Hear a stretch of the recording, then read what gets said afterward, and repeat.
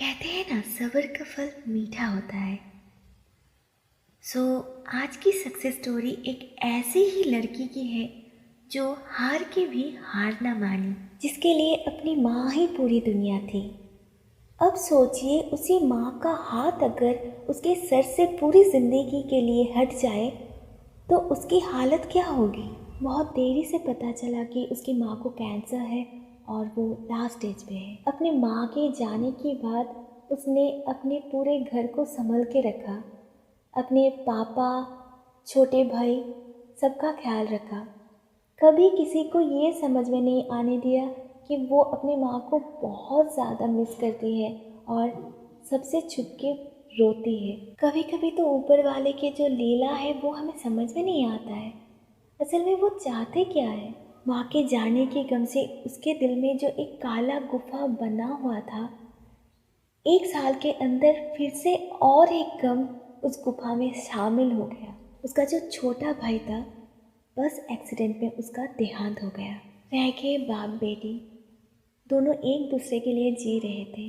नाम के लिए सिर्फ एक बॉयफ्रेंड था, लेकिन वो टाइम नहीं दे पा रही थी, इसीलिए किसी और एक लड़की के लिए उसे छोड़ दिया। हर एक दिन वो भगवान को दोष देती रही। उसका जो गुस्सा था कहीं ना कहीं जायज़ था। एक साल के अंदर ही माँ का जाना, फिर छोटा भाई जिसके साथ बचपन गुजारे उससे छोटा था, और जो माँ उसके ऊपर जान छिड़कती थी, अचानक से उनका जाना, मतलब ये मानने लायक नहीं था। जब वो अपने आप को, पूरे घर को संभाल के रखने की कोशिश कर रही थी, उसके बाद फिर और एक, तो ये मानना बहुत मुश्किल हो जाता है। बाहर के लोग आके समझाते हैं, 2 दिन के लिए आश्वास देना बहुत अच्छा है, बहुत आसान है। लोग करते हैं, अच्छे के लिए करते हैं, मैं ये नहीं बोल रही हूँ, ये करना भी चाहिए। लेकिन जो लोग फेस करते हैं ये, सिर्फ वही जाने ये कितना दर्दनाक है, कितना भयानक है। ये मतलब एक्सप्लेन नहीं किया जाता, कर सकते हैं कि ये कितना पैथेटिक है। इसमें एक बात अच्छी थी कि उसके बाबा बहुत पॉजिटिव इंसान थे और उन्होंने इस सिचुएशन को बहुत अच्छे से हैंडल किए। उसके पापा ने बहुत कोशिश किया उसको पॉजिटिव इंसान बनाने का, लेकिन कुछ भी असर नहीं कर रहा था उसके ऊपर। वो डिप्रेशन में चली गई। उसके जो बाबा थे वो मायापुर इस्कॉन धाम से दीक्षा लिए थे, इसीलिए महीने के 2-3 बार उनका मायापुर आना जाना लगा रहता था। तभी उनको कृष्णा बीज मंत्रा के बारे में पता चला। उसके पापा उसकी हर एक खाने में, पीने के पानी हो या कुछ भी हो, उसमें क्लीम मंत्रा जाप करके, मतलब कृष्णा मंत्र जाप करके उसे खिला देते थे और पिला देते थे। धीरे धीरे ये मंत्र उसके ऊपर असर होने लगा। वो खुद ये मंत्र जाप करने लगी, ओम क्लीम कृष्णाय नमः।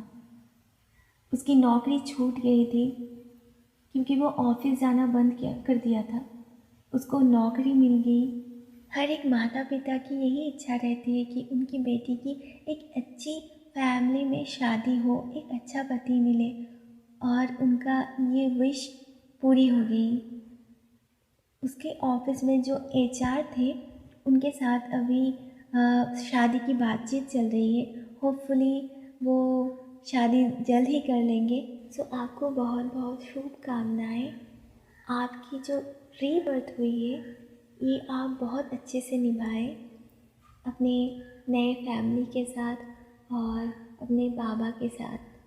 पहले ही कहा था ना हमने कि हम ऊपर वाले की जो लीला है वो हम कभी समझ नहीं पाते।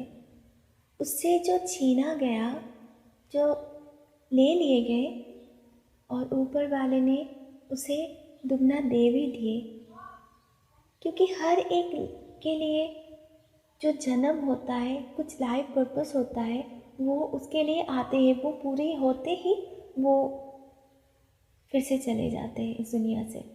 भगवान तो खुद हमारे साथ आके रह नहीं पाएंगे ना, इसीलिए उन्होंने माँ बाबा को बनाया है, और माँ बाबा हमारा ख्याल रखते हैं, और टाइम आने पे उनका भी हमें ख्याल रखना चाहिए।